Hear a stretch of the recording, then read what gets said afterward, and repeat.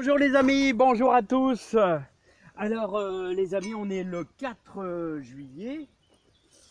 Nous sommes le 4 juillet et je vous propose les amis de faire un semis. D'un côté, comme vous voyez, et je vais faire une ligne de pain de sucre, de chicorée pain de sucre, et de l'autre côté, c'est-à-dire ici, on va d'abord semer une ligne de scarole maraîchère. Alors vous avez vu? Ici, c'est l'endroit où j'avais mes mange-tout. Et oui, où j'avais mes mange-tout. Les mange-tout, j'ai fait un peu de graines. Voilà, maintenant c'est fini. Et maintenant, place aux chicorées. Voilà, les chicorées, je vais placer. Alors, vous avez vu, j'ai fait 2 sillons bien larges. Voilà. Donc, on va commencer d'abord par... on va commencer par donner un peu d'humidité dans notre sillon. Voilà, qui est bien large. Alors j'ai fait un sillon bien large, volontairement, je vais vous dire, parce que, en somme, je vais semer de chaque côté du sillon. Voilà, je fais quelque chose de bien large, avec pas mal d'humidité. Voilà, et en somme, je vais faire mon semis, les amis, un peu là et un peu là. Comme ça, pour le repiquage, ça sera plus facile. J'aime bien travailler. Ah ouais les amis, j'aime beaucoup travailler avec les gros sillons. Ah ouais, ça a toujours été comme ça. J'aime pas les petits sillons, j'aime bien les gros sillons. Allez, c'est parti pour notre semis de scarole maraîchère. Voilà. Donc ça, ce sont des salades, des chicorées que l'on se régale pour le mois de septembre et octobre. Allez les amis, c'est parti, on va semer. On va semer ensemble. Alors, les amis, je vais essayer de bien vous faire voir ça. Alors les amis, je vais commencer sur le bord. Et hop, voilà, on va semer, vous savez, à l'extrémité du sillon.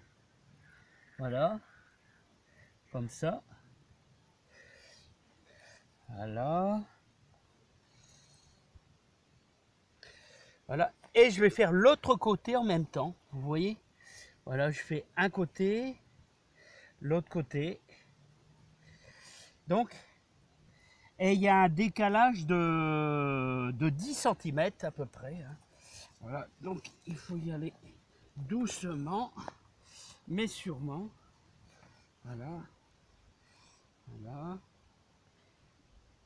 Alors vous voyez, je suis vraiment...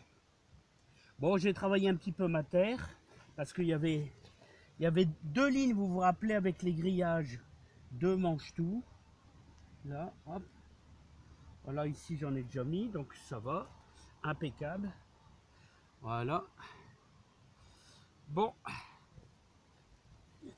Alors, je vais essayer de vous faire voir ça au plus près. Alors, pour le semis, alors je suis arrivé où? Je suis arrivé là. Allez. Voilà. De ce côté-là. Et encore un petit peu de l'autre côté, vous voyez? Vous avez ce côté-là qui est là. Et hop, et j'attaque de l'autre côté. Voilà. Voilà. Et j'ai un écart d'environ une dizaine de centimètres, les amis. Bon, je finis ma ligne, les amis, si vous le permettez. Et la plus grosse difficulté, vous voyez les amis, la plus grosse difficulté des salades et des chicorées, et même des poireaux et même des carottes, c'est qu'il ne faut jamais trop enterrer ses graines. Donc, on y met un petit peu de terreau mélangé avec le compost, et surtout, on fait ça à la volée. Voilà, comme ça, vous voyez. Il ne faut vraiment pas que on va y mettre, on y met un petit filet comme ça, vous voyez, un petit filet. Voilà. La graine est à peine, je pourrais même pas dire qu'elle est enfouie. La graine, elle est à moitié enterrée. Et je dirais même, vous savez que les salades, les salades germent tout seuls. Hein. Les salades, on n'a pas vraiment besoin de rajouter de terreau dessus. Les salades, même en surface, donc c'est pour ça, il faut vraiment veiller à pas mettre grand chose. C'est ça là, le plus délicat. Si vous mettez 1 cm de terreau, elle est foutue. Elle est foutue. Voilà.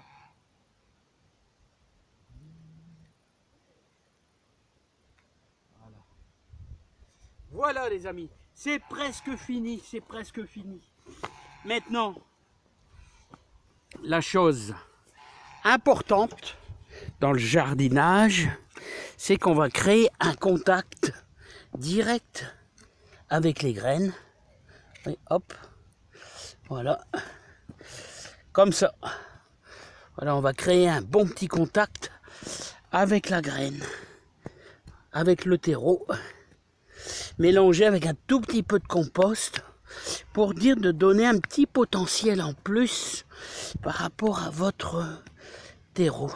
Si vous choisissez, comme je dis toujours, un très bon terreau horticole, vous aurez que des avantages car le terreau horticole a la réputation d'être le meilleur des terreaux pour le jardinage. Voilà les amis, dernière opération et j'ai fini. Il ne me restera plus qu'à attaquer les pains de sucre, c'est exactement la même méthode. Bon, maintenant il ne reste plus, n'oubliez pas que nous sommes le 4 juillet. 4 juillet, et c'est le moment idéal, lune montante, voilà un petit filet d'eau, hop, voilà maintenant on laisse tranquille. Allez, encore un petit peu là, je trouve que je suis un peu juste là. Voilà, hop. Voilà. Alors vous voyez, le terreau s'écrase carrément contre le sol, la graine est bien humidifiée. Et même si elle apparaît un petit peu en surface, c'est pas grave du tout. Demain, on va veiller à apporter un petit peu d'humidité. Et normalement, on devrait pouvoir pointer nos petites... scaroles d'ici 4 à 5 jours. Là, voilà. Donc j'ai plus qu'à attaquer ma deuxième bande. Toujours la même technique pour les pains de sucre. Vous voyez, toujours la même technique. Voilà, on supprime un petit peu tous les gros morceaux qui sont un petit peu au bord. Voilà. Et je vais tout simplement lui est un peu gros. Et je vais tout simplement y mettre mes graines d'un côté comme de l'autre. Vous voyez, voilà. Voilà, les pains de sucre. Voilà. Et j'ai plus qu'à mettre une petite bande de terreau. C'est exactement la même méthode. Alors, n'oubliez pas, en juillet, voilà, en juillet, nous on a fait de la soprane. On a fait de la soprane qui est une batavia qui résiste bien à la montée en graines. Et on avait fait ça ensemble. C'est pour ça que je vous demande toujours de me suivre. Hein, pour renouveler bien sûr nos salades. Parce que